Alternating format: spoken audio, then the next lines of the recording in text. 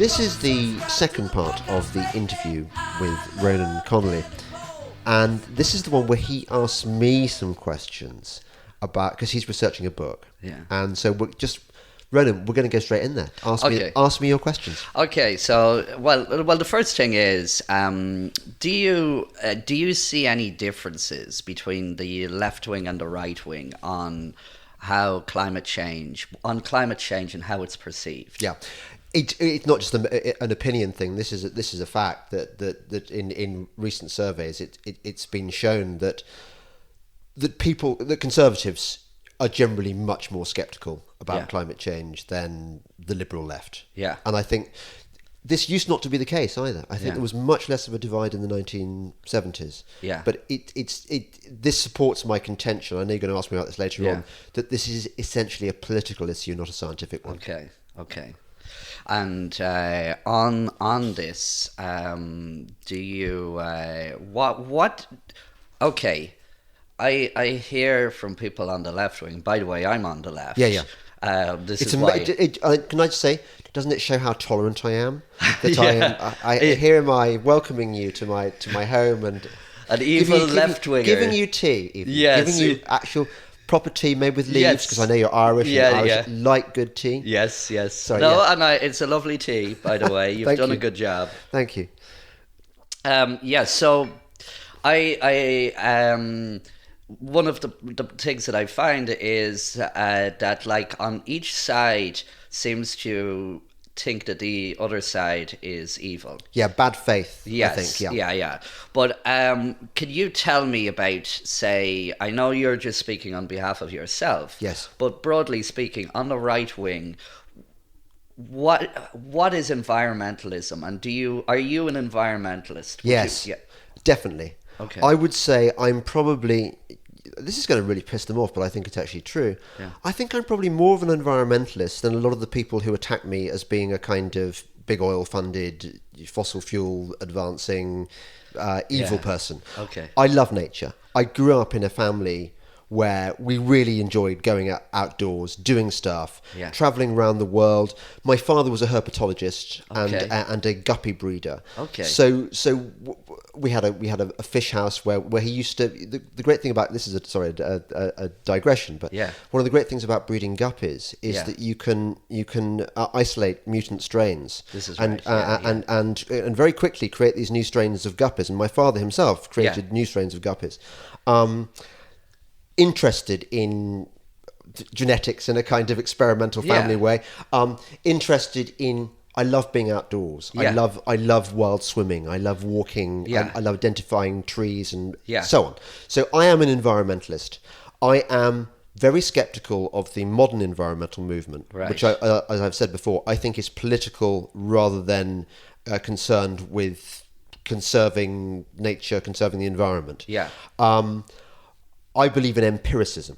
Right. So I believe that you should address your environmental concerns to areas where it really matters, where there really are problems. For example, the depletion of the water table. The farmers drilling boreholes and draining the water table.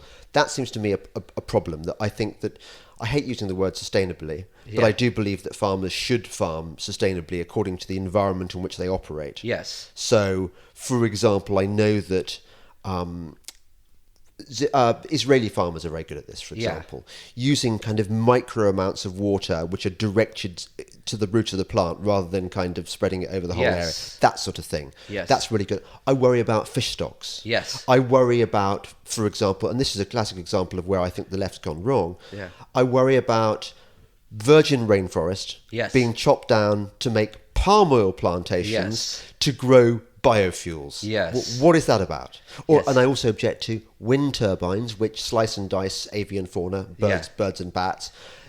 If you care about the environment, why are you putting up these bat-jumping, bird-slicing eco-crucifixes? Yes. So, okay. So what you're describing is within the literature, there is the scientific literature looking at environmentalism and environmental policies. There's a growing recognition that we should distinguish between what's called local pollution and global pollution. So local pollution and local environmental issues is pretty much everything that you've described. Yeah. And then global pollution seems to be these more abstract concepts, such Yes. as tackling climate change. Yeah. Okay, so this is broadly what I've been finding, that the more right wing people pay more focus on what would be the local pollution issues. Yeah, I bet you haven't come across any right-wing person who doesn't give a stuff about nature, have you? Not yet, No. no. But It's funny I'm keeping. I still hope to find one of these. There's Unicorns. Evil Doctor, Doctor Evil style characters that is eating coal for breakfast or something like that. But no, not yet. So shifting to these global pollution issues and climate. What climate change in particular, which is the main one. What do you think the right wing views are on the proposed climate, let's say carbon mitigation or climate mitigation policies? Yeah, I think the right wing position, insofar as I'm a sort of representative of it, is more complex than is generally acknowledged by our critics, which is to say, number one, we are skeptical about anthropogenic global warming theory. Right. We believe very much that the case is not proven. Yeah. Secondly, we question whether more than question, I think, whether the methods being used currently to address a problem which we consider moot are not doing more harm than good, which I believe they are. Yeah. You've then got the geopolitical issues of countries like China and India, which are going full out for industrial production and really don't give a toss. Whatever they may pay lip service when they come to international meetings, because obviously it's very much in the Chinese interest if the West hamstrings itself, hamstrings its economies to the benefit of China's. So, and finally, I'm not even sure that it is possible for, given the drastic changes that have taken place in climate naturally in the 4.5 billion years that the world has existed. I would question whether bombing your industrial economy to the dark ages is going to make actually any difference anyway. Okay. So let's see. Moving on. I want to talk a little bit about media. So in terms of right wing and left wing, do you think that let's say, we'll call it the mainstream media is a term I hear a lot. MSM for short. Sure. Or the legacy media. Okay. So do you believe that the mainstream media gives a fair hearing to right-wing perspectives? Ronan, you've just pinpointed the issue which got me into this in the first place, which is to say, I'm a journalist and it's a trade, and you look around for good stories, and you try and report them honestly and well. And here is a story that is being reported neither honestly nor well.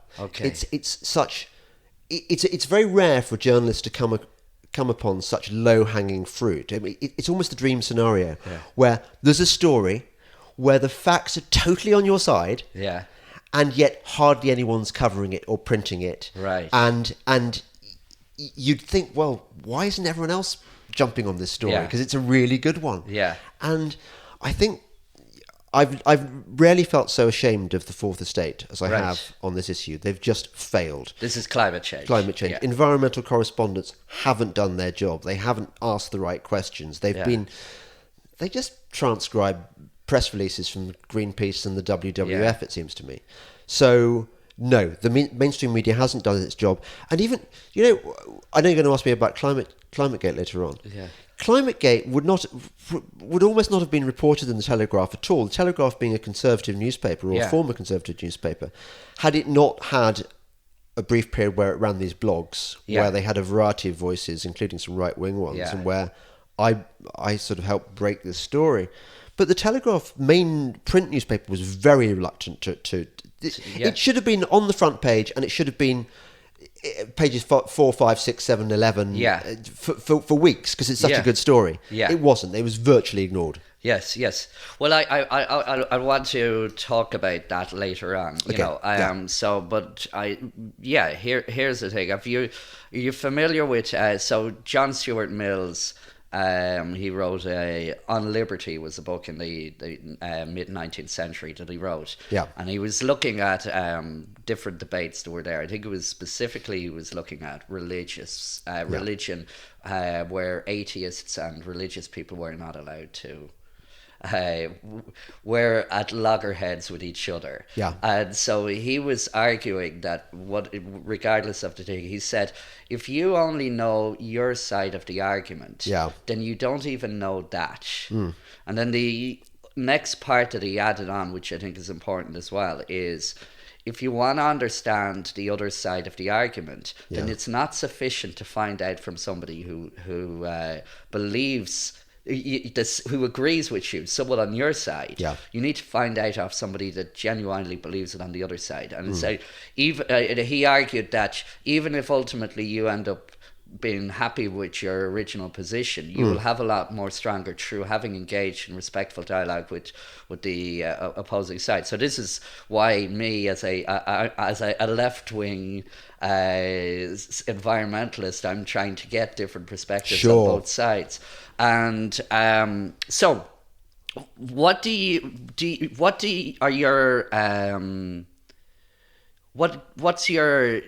think of this approach, and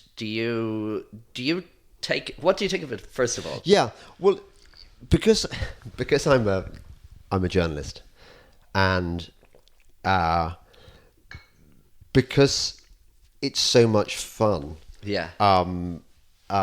exposing the stupidity of the other side's arguments, that I do spend quite a lot of time reading, I suppose, the more extreme representatives of the climate alarmist community. Who's that funny chap who used to write for The Guardian? I don't know whether he still does. I think I've forgotten their names. George Monbiot? No. George. Well, obviously, I love reading George's pieces. I mean, he's kind of moved on from climate change. He's now on rewilding. That's his particular baby.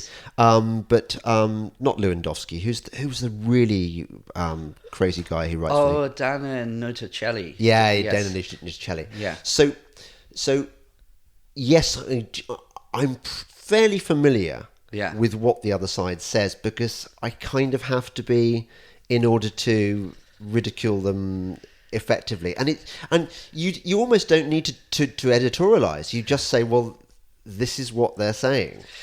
I don't think that there has been any dramatic evidence in the last 10 years that really supports anthropogenic global warming theory, which is to say, I don't think there's any evidence that has emerged that recent climate change is A, primarily anthropogenic, B, unprecedented, or C, catastrophic.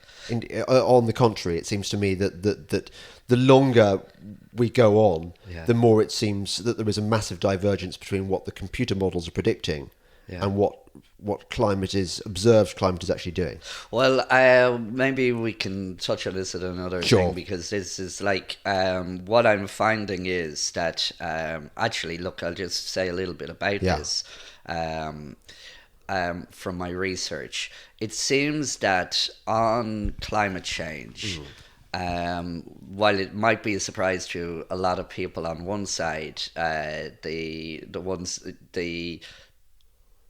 climate change it works out at about 85 to 90% of the general public agree that climate changes, and that it is probably a little bit warmer now than the end of the 19th century. And there is a small percentage of the public that disagree with that. That seems to be more right wing. Almost very little of it is on the left wing.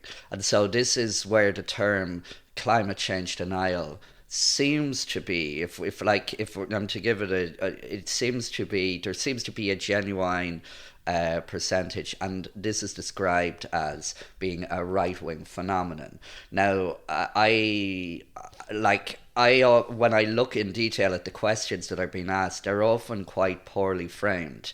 Not necessarily the ones that I would do, So, like, if you say asked, is it warmer now, or is there global warming now? And then you have a question like the hiatus, and technically, depending on how you do your analysis, you could say that there hasn't been since the end of the 20th century. So people that are familiar with this... Because it's interesting, when you were asking me to fill out the questionnaire at the beginning about what I thought about climate change, I really had to think about it, because I think, like a lot of people who've looked into it, I accept that since we emerged from the Little Ice Age in about 1880, the temperatures have increased by less than 1 degree Celsius. And there have been ups and downs. I mean, it was probably the greatest heat waves in America, certainly in the 20th century, were in the 1940s, I think. Yeah, it depends on how you do your analysis. Yeah, there was the Dust Bowl era. It was a period then. Yeah. So, I think it all depends on how you answer the questions. Do I believe in climate change? Well, most assuredly I do. But it's a bit like conflating Europe with the European Union. Yeah. A lot of people, and this is it's another way where the lexicon has been corrupted slightly for political reasons, I think, where people often deliberately allied Europe, the collection of wonderful countries that want with their own separate countries that want to, with Europe, the political entity is the European Union. Right. And I think it's the same with climate change. When somebody says you're a climate change denier, do they mean, are you actually denying that climate changes, which I think really passing few people do, or are you denying that man-made climate change is a serious problem, which I think is something different? Yeah, so then I'll tell you a little bit more about it. So what I'm finding is that there's actually, the UN Intergovernmental Panel on Climate Change, this is the IPCC reports. Yeah. So this is what a lot of people refer to when they're talking about their general scientific opinion on climate change. They often refer to this. Yeah. And so they use the terminology detection and attribution of climate change. So they say that there are two separate problems to be addressed. So the first is detection. Is there evidence of that the climate is changing? And then the second one is how much of this is human caused versus natural. And what I'm finding from my research, and this is why I'm looking at this book, trying to understand why the left and right have different opinions on climate change, is that yes, there's a slight there is, you could say, a left-right divide on the detection part, because of the small minority of the public that disagree on that. They're mostly right-wing. But the more interesting for me, and it has more policy implications, is the attribution. So, how much is human caused and how much is natural? And what the data seems to be showing is that the further to the left you are, the more likely you are to believe that most of the recent climate change is human caused, specifically related to our carbon dioxide emissions. And the more to the right you are, the more likely you are to believe that it's mostly natural or entirely natural. Maybe solar variability, changes in ocean circulations, or various things like this.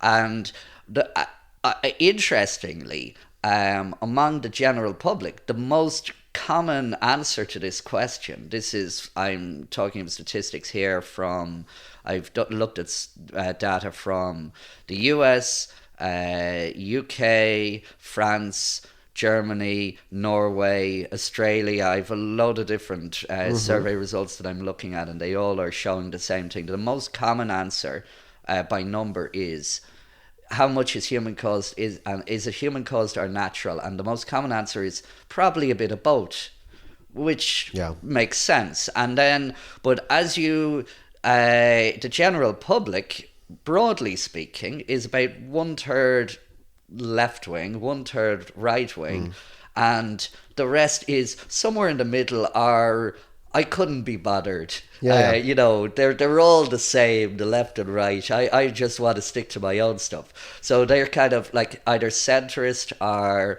apolitical, to use a term. Yeah. And so, there seems to be this interesting correlations between the question on how much is climate change is human caused versus natural. It seems to be closely correlated with where you fall on the left, right, centre. And this is the general public. So these are people that they have very strong opinions on this. And in some cases, they've looked it up quite a bit. Yet they're finding that, they're not using scientific training, because this is a shock for scientists. For you as like a scientist, yes, most and most of my fellow scientists, when they start, they think, oh, here's a paper I've done, here's this graph, so they can you show it to people, and they're like, okay, whatever. Do you know what? I rather think that way about the scientists. I love you, some of you. Yeah. But at the same time, I think you think it's your baby. Yeah. And it's really not. Yeah. You're actually quite marginal to this, really, when it comes down to it. Yeah. Because it is ultimately about politics. This is about policy. Yeah. So, but this, what it should nominally be a scientific issue, the attribution of recent climate change to various factors, that should be an issue that's scientific. It can be addressed by science. And there's interesting work from Professor Dan Kahan in Yale University. I'm not sure if you're familiar with him.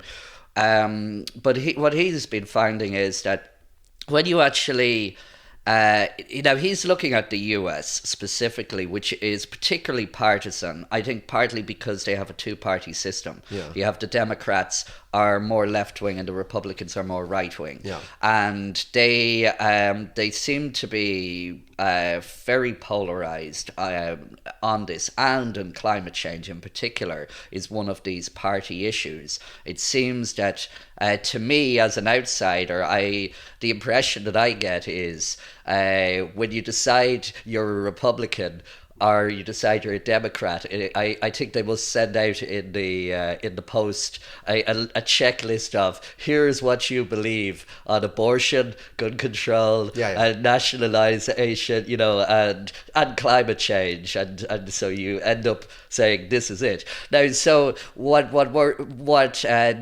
Dan was finding was that he noticed this left-right divide, but he was wondering, why, this is me paraphrasing his scientific papers and what he's found. But broadly, it seems that, the thought that was the prevailing theory before he started looking at this was there is an information deficit model, is the technical term that's been used. So this is bearing in mind that most academia is left-wing. So the people who were looking at this problem, they were looking at from the perspective of not trying to recognize that there might be biases on both sides, but trying to figure out what the biases are on the other side. Yeah, or fucking what, Ronan? I mean, this is... They knew what their conclusions were going to be before they began their research, which is that right-wing people are stupid and they're anti-science. Yeah. I mean, every left-wing person knows this, of course. And of course, this is reinforced by a left-wing academic culture where they hardly ever meet any right-wing people. And any right-wing people who do get into... Look at Willie Soon. Yeah. Look at what happened to him. Yeah. The way he's been isolated, marginalised by because his research doesn't fit the left-wing narrative. No, this is it. And I've written a couple of papers with him. I'm collaborating with him on a few things. I'll tell you, he's not. I won't say on it, but he'd be a bit more apolitical rather than anything. Yeah. But no, personally, he's kind of falling into the whatever camp. He wouldn't be far left at all, for sure. But I don't think he's more interested in the science. Yeah. But yes, he ends up, because his results fit with the right-wing narrative and are alien to the left-wing narrative, he ends up getting more interest on the right wing and less on the left wing, and he should be looking at what the science says. Well, here's what Dan Kahan was finding, is that he looked. So the prevailing theory had been that yes, what is missing from the right-wing perspective is that they don't have the same amount of information as those on the left wing. And so Dan said, well, I can test this. So he came up with a series of MCQ short questions to try and identify how much people knew about climate change, and then he was able to analyze their political views, where they left or right, and then also, is global warming mostly human caused or mostly natural, which was the same question that had been asked. And what he found was, if you're on the left wing, this was in the US, so if you're a Democrat or left-leaning, then the more you know about climate science, the more convinced you are that global warming is mostly human-caused, which fitted in with the information deficit model. It said, the more people read up on it, the more convinced they are, because they see where the science is going. Except that if you were on the right wing, if you were a Republican, or you're conservative or right-leaning, then the better you scored on the test, the more you know about climate change, the more convinced you were that it was mostly natural. And so you actually become more partisan the more that you read up on it. So what that's saying, now he's talking of the general public. We're not talking of the scientific community. And this is something that is a tricky bit, because there's very little data on how the scientific community diverges on the whether they follow the same thing. But it's a very clear trajectory between the two things. Of the graphs show very clear. You get almost 90% of the top scoring left-wing people are saying that our recent global warming is mostly human caused, and almost 90% of those top scorers with the same level of knowledge. I just want to stress this. These scored the exact same on the test. They are equally informed on climate change. And 90% of the conservatives believe that global warming is mostly natural. So to me, that is indicating that the science, let's just stick to be less controversial and just look at the 99% of the population that are not scientifically trained. We're talking of the vast majority of the public. And so for convenience, let's ignore whether this applies to the scientific community. But, we just talk of the general public. Yeah. They will then, that's saying that from reading up on climate change, if you are left-wing or right-wing, you will be able to find enough compelling scientific evidence to become more convinced on whatever the party line happens to be on this, consciously or unconsciously. So this seems to indicate, well, first of all, that the actual evidence is not as compelling one way or the other, certainly for the general public. It's that there is arguments on both sides that you can get to support your case. So confirmation bias seems to be playing a role, and people are able to discard the one that agrees, which seems to be what's happening. People are able to, if an article that they find or an analysis they find or somebody talking about it agrees with what they thought all along, then they just say, I knew it.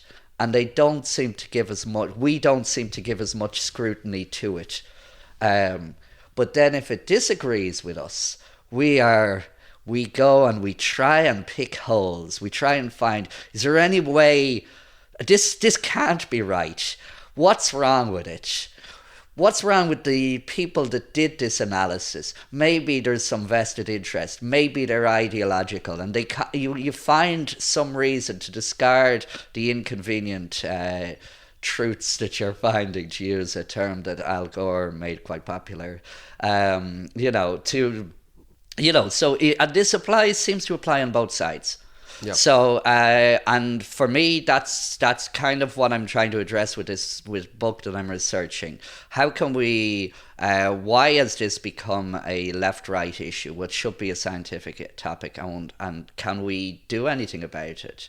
So let me get back to my questions, because I think we've switched roles. And you question me. Go on. Yeah. So getting back to John Stuart Mill's thing. So if you only know your side of the argument, and that you need to seek out other people from the opposing side. Do you actually find on the, say, with left-wing perspectives, do you try to take that, or do you see any point with people that disagree with you politically? How do I answer this one? I come from the position that if you are going to divert scarce resources, particularly taxpayers' money, to endeavours which are going to have a dramatic effect on people's lives, which are going to hamper economic growth, which are going to distort industry away from free markets and entrepreneurialism towards crony capitalism, to rewarding bad actors, essentially, people who are this is classic rent seeking. This is the opposite of the kind of thing that Adam Smith was advocating in The Wealth of Nations. You better be damn sure that there is good reason for doing this. So I think the onus is on the other side to demonstrate their case much more convincingly than they have. So I don't think it really matters what I think about the science of these, what I would consider the scientists on the left. All I care about is that they can demonstrate their argument convincingly enough to justify. We need a cost-benefit analysis, basically, of climate policy, and we have not had this for a very long time. It's interesting that you say that. There's a professor in Harvard, I think it's Cass Sustein, and he is arguing that there should be a cost-benefit analysis on all policy issues. But strangely, he is saying there shouldn't be one. No, he's saying so that we can get more, but he's assuming that climate change is one of the climate action is one of the things that, he doesn't seem to want to do cost benefit analysis on climate change. Yeah, funny that, isn't it? Also, the other thing that distorts the issue is that the left has created this voodoo economics, where it's invented these externalities, which are sort of not measurable. They're just kind of estimated, which muddies the waters considerably. And you see this particularly, for example, in all this. Every other day in The Guardian, you read about how the cost of solar energy and wind energy has come down so much it can compete on equal terms with fossil fuels. But they only reach this calculation by ignoring certain factors, like for example, the cost of keeping conventional power stations on spinning reserve, on standby. The cost of the rare earth minerals used to create, and so on and so forth. So I wouldn't even trust them to get the economics right anyway if they were to do a cost benefit analysis. It's the whole business is corrupt. it's fascinating talking to you as a man of the left, Yeah. and you think that this is a kind of a neutral issue, that if only we can discuss it more, we can find the truth. I think the truth is all on the right wing side of the argument. Well, of course you would. Yeah. Because you're on the right wing. Sure. If you disagreed, then presumably you'd be on the left wing. You'd probably be writing for The Guardian. I'd shoot myself. Okay, so look, no, what I'm finding is there does seem to be, like, I want to just, on like Castlestein's stuff, he's actually done a lot of very interesting analysis. I'd be interested. Yeah, he's one of the Obama administration's thinkers. I mean, yes, he's not exactly a neutral party. He's gone. He's bent. Well, that's intellectually what, bent. That would be what you would think, because you're completely opposed to that. But no, I'm kind of, for me, I can see that there seems to be a bit of a blind spot that I'm kind of intrigued by, and that's part of what I'm finding is that, like, okay, let me put it to you this way. Yeah. Are you left or right-handed? Right-handed. Okay. Do you use your left hand? Yeah, I do. There was a period, I'm not sure if I still do it now, where I used my mouse with my left hand in order to stop the kind of imbalance which is giving me back trouble. Okay. I didn't know that, but but the point is, we can have our own leanings on politics, right? Just to use the left and the right as the analogy, the problem comes when we only rely on one side, because it's very difficult to find what the left is and the right is. I know this is one of the issues that I try to describe to grapple in the book. Yeah. Because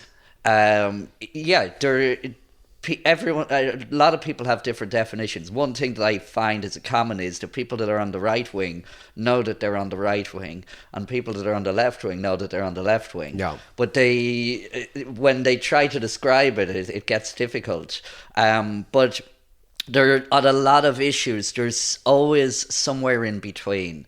And what I'm finding is that on a lot of we should be trying to. This was why I think John Stuart Mills was right, was correct when he said you need to seek both sides, even if your side happens to be right at the end, to be the one that you believe was correct. You don't really understand what your side is unless you see the opposing thing. So it's only by having a dialogue between different opposing views that you can actually identify something that's more meaningful and practical. Let me go on to conspiracy theories. So this is an issue. I'm finding that both on the left and the right, mm-hmm. and both on the global warming is mostly man-made versus global warming is mostly natural. You often find invoked explanations as to why the other side thinks what it is, and there seems to be broadly 4 main conspiracy theories that are invoked. And so I have this on a diagram, but I have here 4 quadrants. So on the top top left, for want of a word. In red, I see. Yes, is mostly human caused, and it's a vested interests term. And so this is the big oil conspiracy theory that says that the fossil fuel industry is paying for the climate denial to suppress the renewables industry. So there was a guy, Ross Gelbspan, who used to, I think he still writes for the Boston Globe, but he wrote on this in the late 90s, and also Kurt Davies for Greenpeace, they set up this thing called Exxon Secrets. And and Exxon knew the whole thing. Yes, that's from Greenpeace as well. And so then we have, but I've also found a similar one that's on the right for the mostly natural, that's also vested interest, which is, I've seen different terms for one of the terms that's popular is the green blob. And this is there's also the climate industrial complex is another term that's been used. And so it's saying that there's a conglomerate of the renewables industry that is lobbying for favourable subsidies and mandates and regulations, scientists looking for grants, and the media looking for scare stories, and that these are all working together to keep this in the public domain. Then then there's another one which seems to be another two. So those are specific vested interests that are supposedly conspiring together. And then we have ideological. And so we have, again, on the mostly human cause, the most popular, it seems to be the merchants of doubt theory. Now, this was Professor Naomi Oreskes and Eric Conway. So they published a book in 2010. I find it quite a fascinating narrative, personally, but it seems to be quite popular. It's that it seems to be 4 prominent conservative physicists in the US. 3 of them who passed away in the 90s and early 2000s. So this is Frederick Seitz, Bill Nuremberg, and Robert Jastrow. And now Fred Singer, who is in his 90s at the moment. But that they apparently opposed climate action for ideological reasons, and because they were so influential, they're responsible for most of the climate denial. And then opposing it, there's one, and you've coined an interesting term. So this is for the bottom right corner, for ideological for mostly natural. So the term is watermelons. So tell me a bit about. I like the name. Well, yeah. What does it mean? Watermelon's green on the outside, red on the inside. I mean, the term was floating around the ether. I just popularized it, I suppose, or lifted it as a book title. Yeah. It's essentially almost what we've been talking about this whole conversation, which is that I think that and there's evidence to support this as well, that the whole climate change scare is essentially a political phenomenon, not a scientific one. Or I'd rather call it a sort of politico-religious phenomenon, because I think it's not just about the left-wing assault on Western industrial civilization, although I think that's very much part of it. I think it's also, if you remove traditional religion from people's lives, the decline of Christianity in the West, people nevertheless still have that yearning for the numinous, for extracting some deeper meaning beyond their ordinary working lives, and that somehow the green religion has taken over from the old Christian faith. And you see lots of examples of this. For example, buying indulgences like they used to do in the medieval church. You can now buy carbon credits to make up for your flight, and the daily ritual of recycling, which I think is largely unnecessary. It's not that I don't think that recycling has a place. I think it does, but I think that the fact that we're all forced to separate all our rubbish individually and waste, I don't know how gazillions of man hours doing this when it could be done by a machine. I think is another example of we want that hair shirt thing. So yeah, obviously I would not consider those the ones on the green side of the argument. Oh, sorry. So the climate change is mostly natural. Yes. The explanations for why the other side. You've done them in red and green. I see red and green. Of course, I suppose it should be blue, shouldn't it? Really, from my side of the argument. But anyway, yes.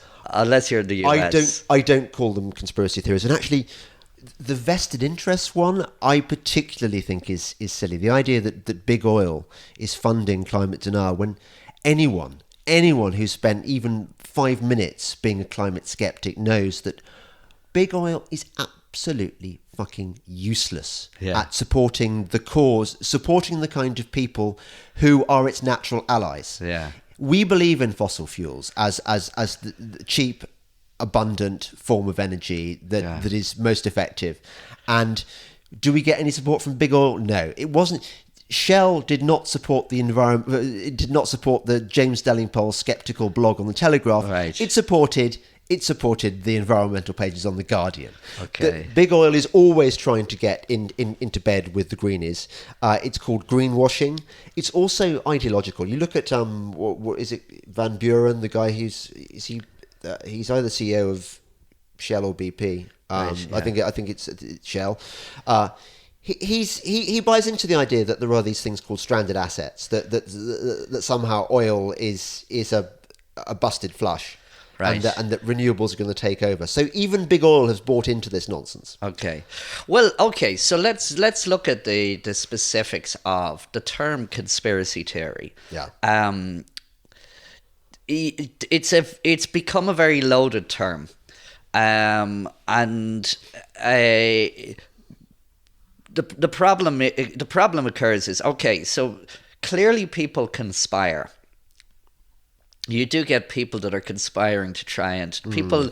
There is on any issue there are going to be people with agendas, and so what I find is that conspiracy theorist, the term seems to be applied to people that are saying that these people that have agendas it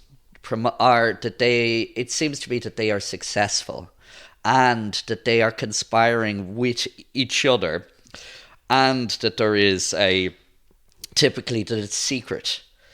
And so this is do you think that applies to... No, I reject your use of the term conspiracy theories. And when I was writing Watermelons, I very deliberately avoided it because I don't think there is a conspiracy as such. I think it's a concatenation of mutual interests. Right. So, for example, if you are a second-rate businessman, a second-rate entrepreneur, you would not be doing...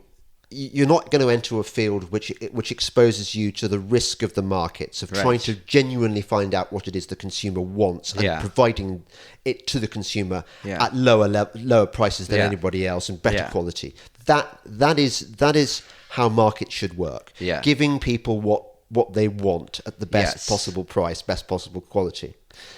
The second-rate kind of entrepreneur will go into a field where the market is rigged.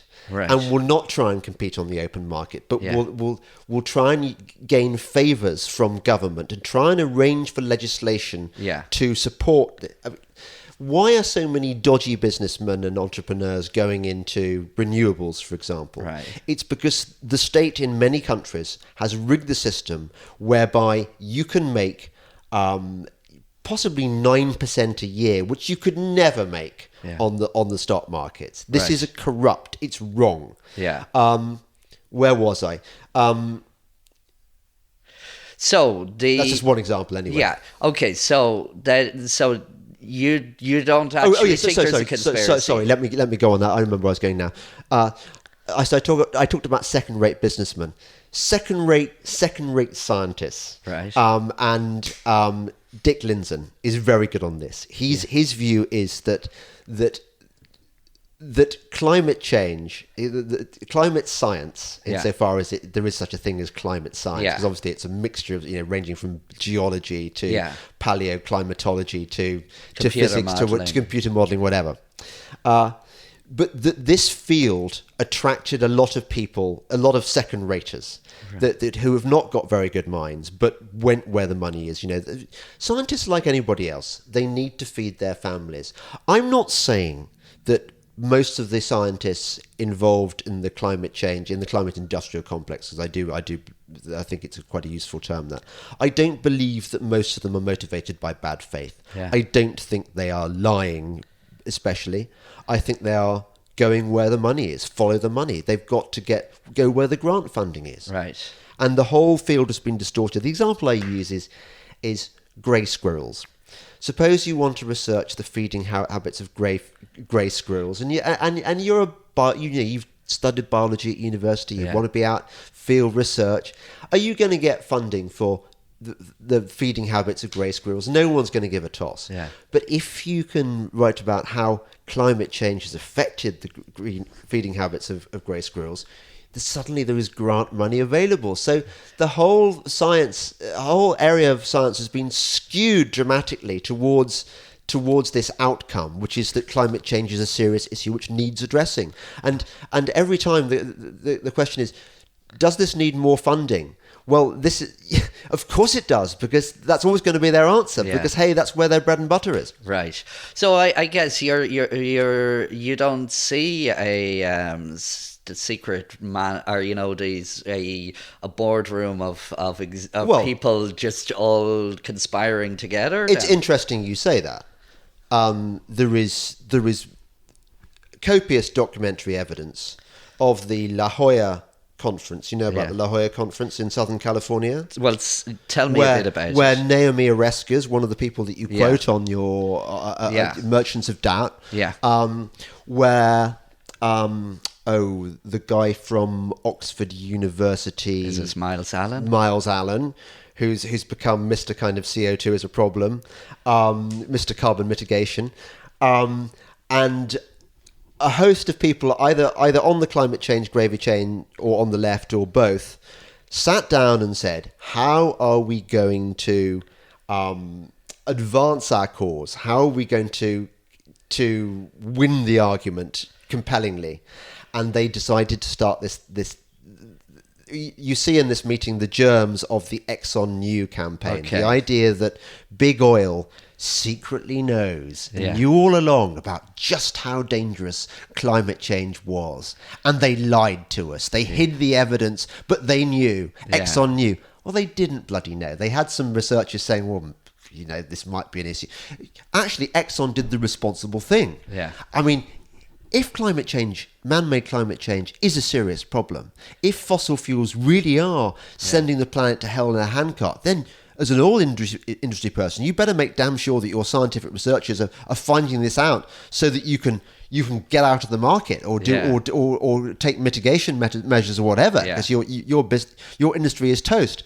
Exxon never knew that, because the evidence doesn't exist to show that. Okay, let me go back on to I think I'll try and speed through some of these. If I can succeed. I know. Okay. Oh yeah, we were talking about the media earlier on, and I was asking how much does the mainstream media give right-wing perspectives a fair hearing, and I think you said no. Absolutely zip all. Okay, what do you think? Does Breitbart play any role as a countermeasure? Yeah. Breitbart is let me tell you right now, I could write whatever the fuck I wanted to about the environmental climate change for Breitbart. There is not a house line that's forced on me. Right. But obviously, the reason they recruited me, I imagine, is that they were aware of my views. They knew about ClimateGate, my coverage of that. But because they're a right-wing site, and because of the way things are in journalism, because Breitbart gets so much stick for being Breitbart, they are acutely conscious, more acutely conscious than The Guardian is, I'd say, of the need to get their facts right. Okay. So the kind of onus is on me not to write stuff that is horseshit. Yeah. And so I write stuff that I believe to be true about climate change based on my reading on. So if Patrick Moore goes to testify before Congress and points out, for example, that there is no evidence of an imminent sixth great extinction, that look, here are the facts about when the last species that mainly 95% of the species extinctions in the last 5 years have been on islands.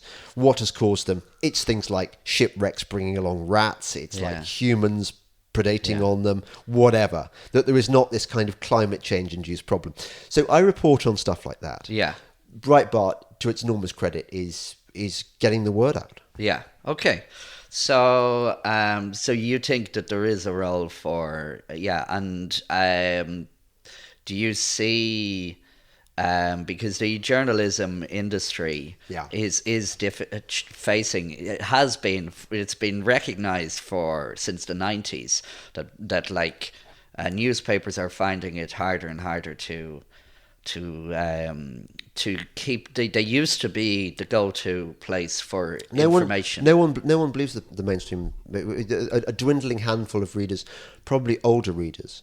A friend of mine was speaking to a group of postgrads, I think, at Oxford University, and before he gave his talk, I think this was in one of the scientific fields, I forget which, and before he began his talk, he asked them how many had bought a newspaper in the previous week. Do you know how many? What did you tell me? One. Okay. So the younger generation aren't interested in newspapers because they can get their stuff free elsewhere, and people curate their own news now. They decide which authorities they trust, and which they don't.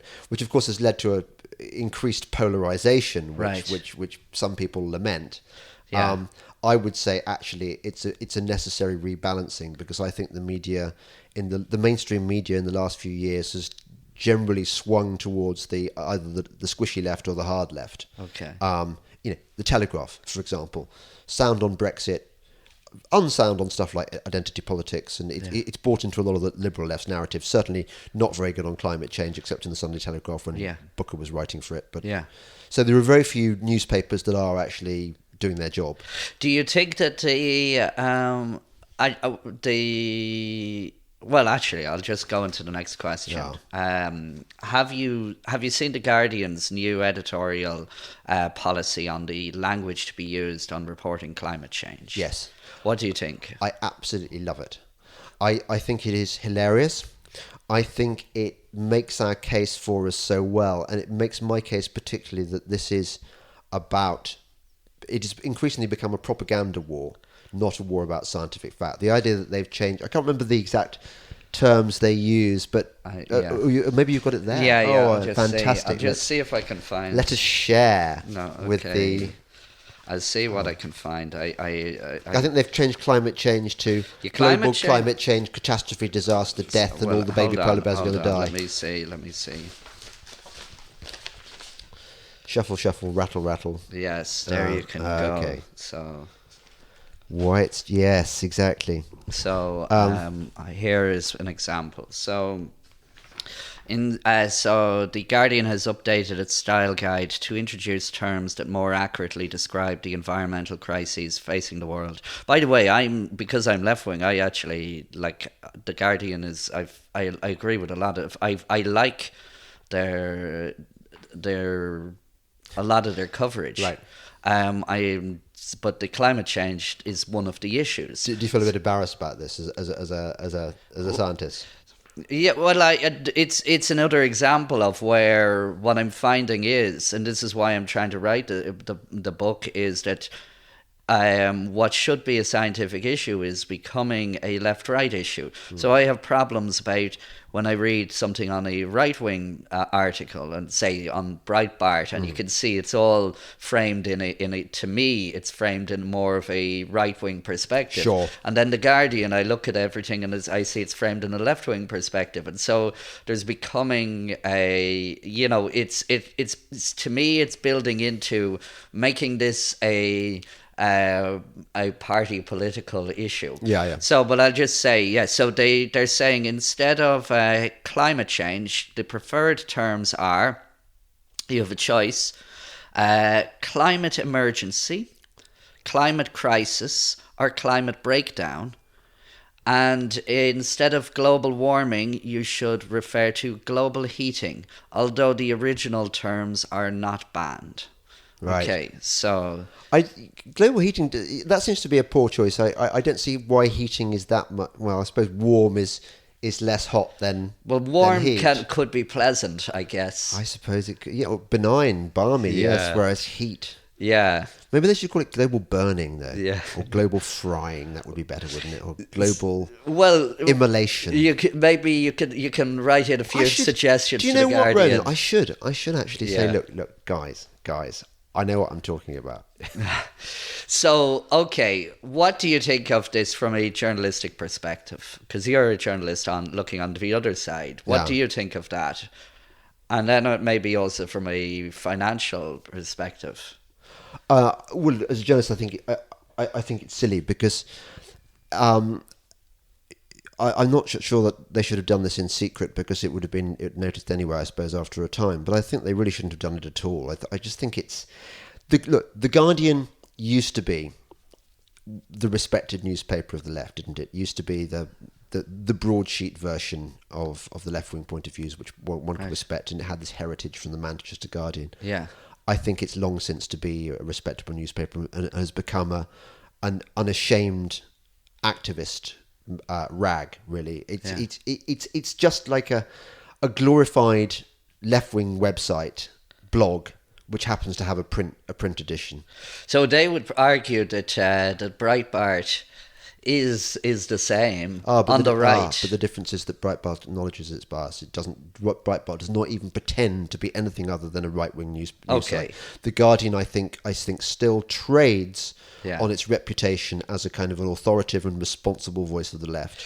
So if you were to go, if say, maybe your listeners would have a different, thing, but if you were to... John Stuart Mill's, we were talking about earlier, if you want to hear the others, if you should try and seek out the other side, what would you say for somebody that's on the right wing? Where would they seek it out? Do you think The Guardian is a place to go, or is it? Well, yeah, because The Guardian is a fairly accurate representation of where the kind of loony climate establishment is. Okay, so yeah, it just tweaks the terminology a bit. Okay, do you think that there is more merit in? Are you in a sense though straw manning the opposing thing by taking someone that's on the almost exact opposite from you, and rather than looking for someone maybe that's in the middle, or someone? Who are these people in the middle? I suppose you're one, but you see, the thing is, Ronan, that I would quote your work very freely as evidence from my side. Right. That's the thing. I don't... The fact that you're on the left is not a problem to me. I'm ultimately more interested in the quality of your science and your arguments. Okay. That's what really matters to me. So if somebody from the left comes up with something that is persuasive, I'm going whoop-de-doo. Okay, right. I think I'd like to... so the final...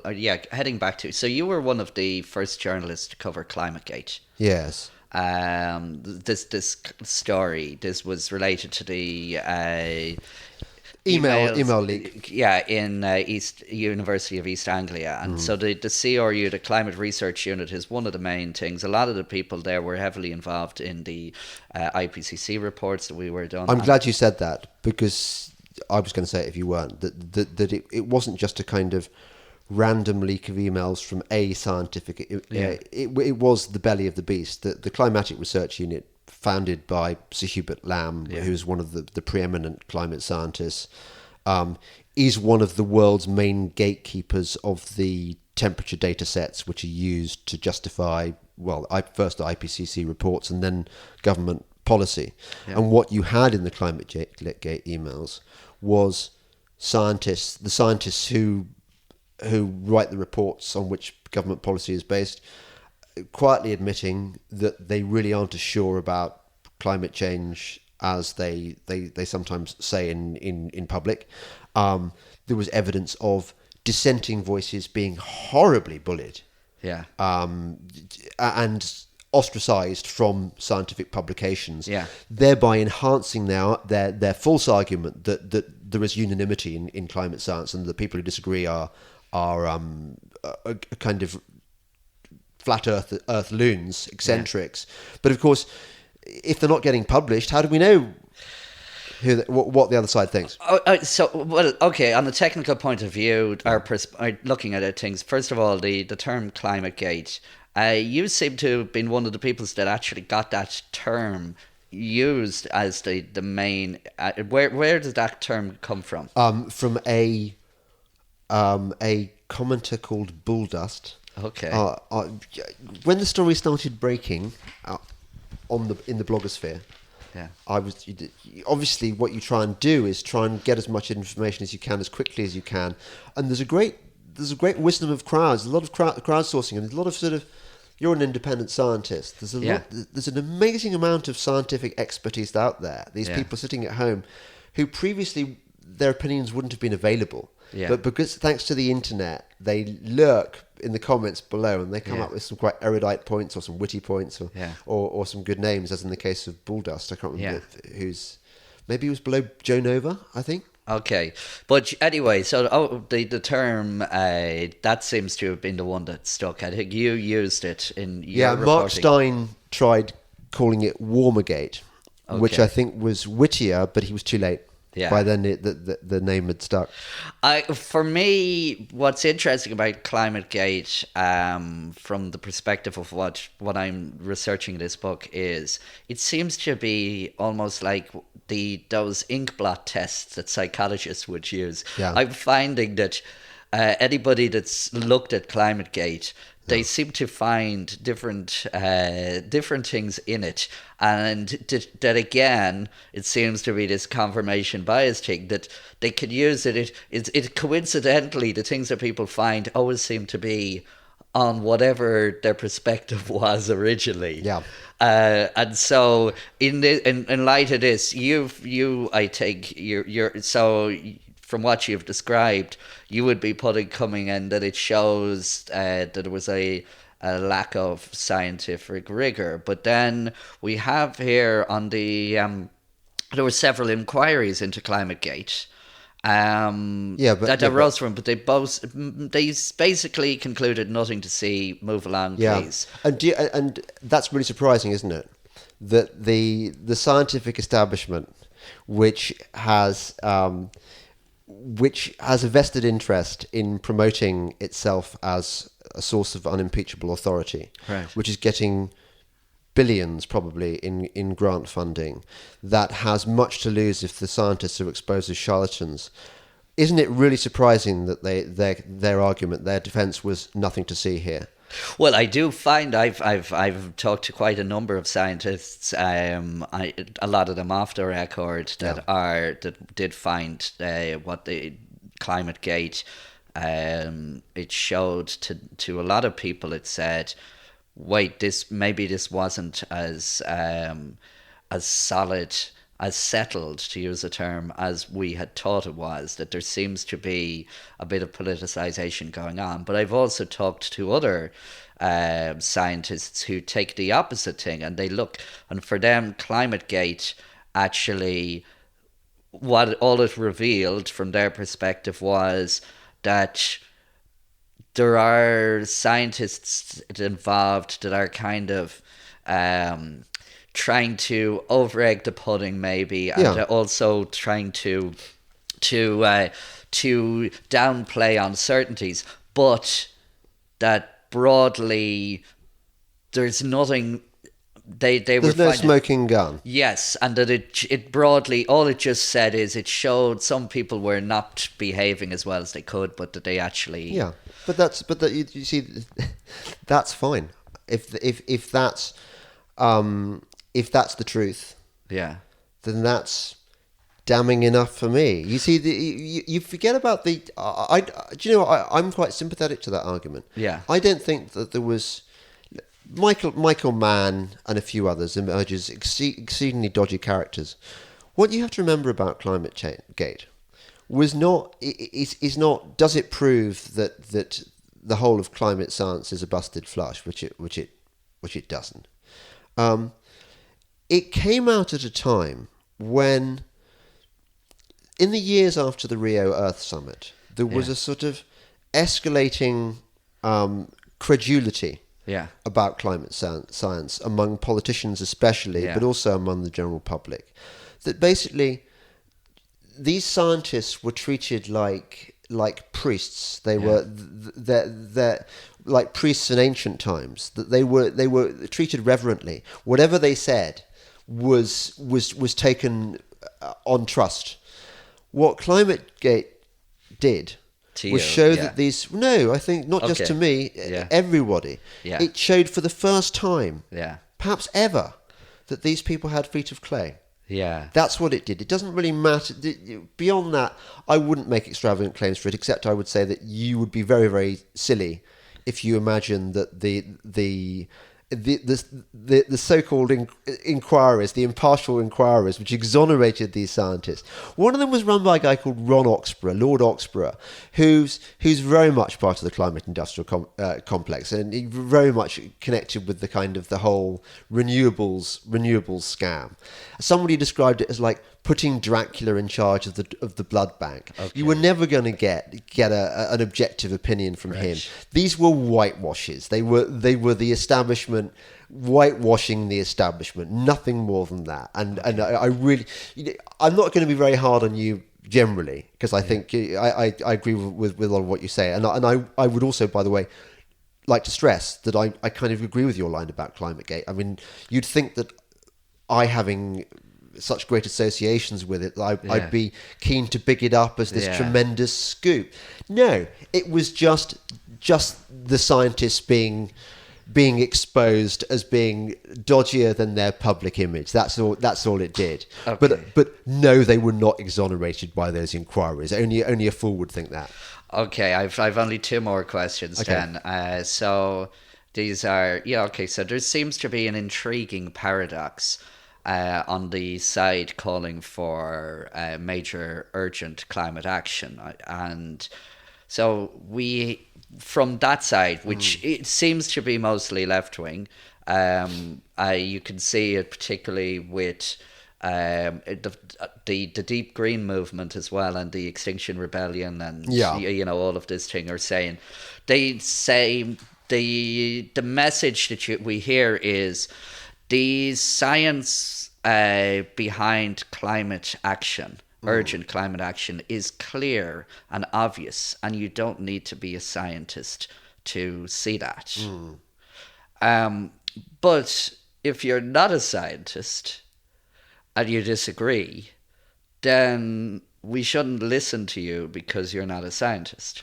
Yes. They've so arranged the debate that they can't lose. So, and I suppose that's good activism and good propaganda.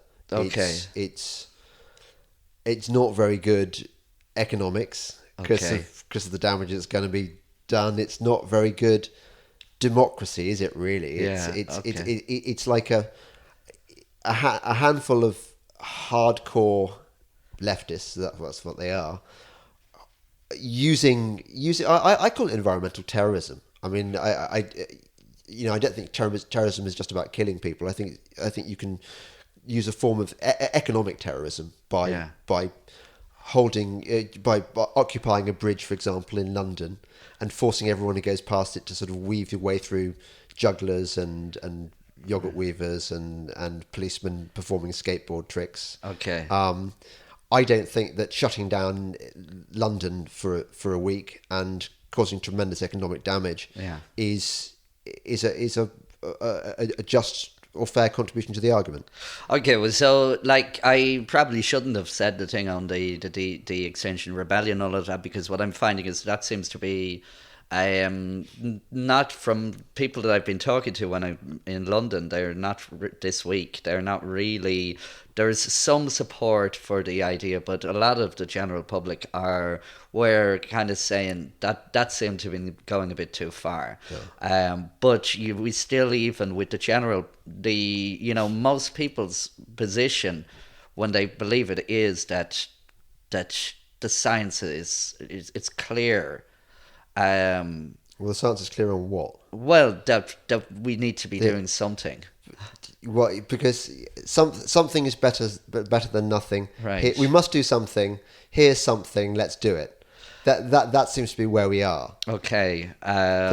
Look, why does something need to be done? So sometimes not doing anything is better than doing something. Well, because you've got the that 100 notional pounds spent today addressing climate change is is considerably more expensive than £100 spent in 50 years, right, when £100 is a much smaller fraction of the global economy. Yeah. We're always talking about future generations and how we're hurting future generations.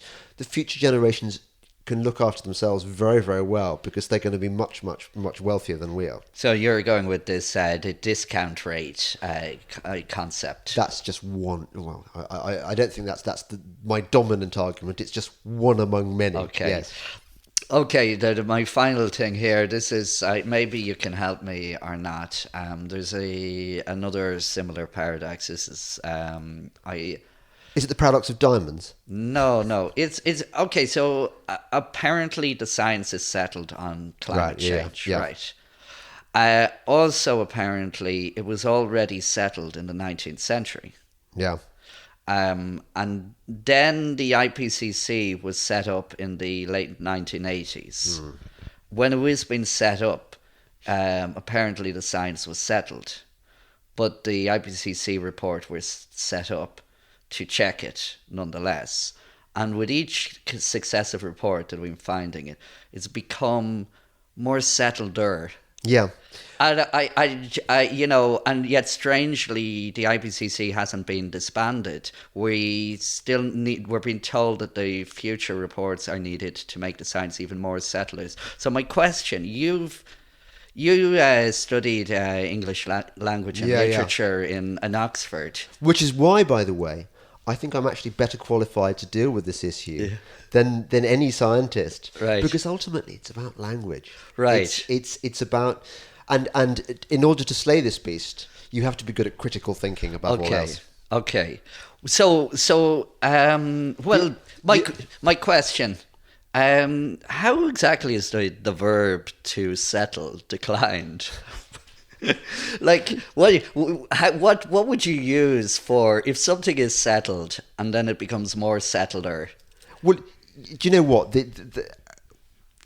I'm getting bombarded with different thoughts now. I just before I forget, on the way here in the car, I said to you that one of the most fascinating things about this whole debate is that as the evidence for man-made global warming theory has grown weaker, or at least has failed to be confirmed the longer time has gone on. So the rhetoric used by the climate alarmists has got more dramatic. And you reminded me of a fascinating legal phrase. Can you just tell me? Oh yeah. No, it's this a term you hear in legal circles.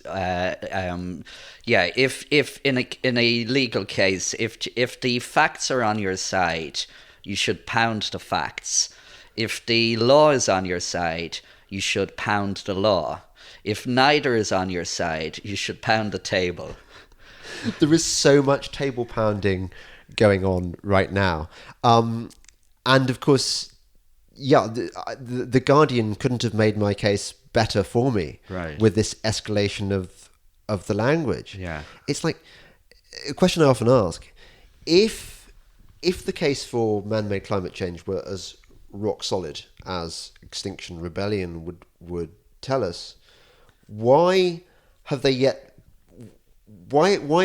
climate alarmists not able to say, well, look, here are the facts, here's our case, and everyone would believe it? It seems to me that they can't make a case because they haven't really got a very good case. They haven't yet presented the compelling evidence that they insist they have. Right. And that's a real problem. Okay. Well, yeah. Well, so that's my questions. I just sure. just to stress that, like, I'm trying to do this. I know you've presented things from the right wing perspective and the climate skeptics perspective are, sometimes it's called the climate deniers because you deny the existence of climate or something. Whatever. I'm also interviewing people on both sides, and so this is kind of the idea. Yeah, I think it's great. It's great you're doing this, and you're one of the very few people who can move with both camps, and also you've got your you got a certain degree of scientific integrity in that you're an independent scientist. I've read some of the stuff some of the papers that you've co-written, and they're very compelling. Okay. So I'm glad you're doing this. So well done. Okay, thank you. Well, that's me done.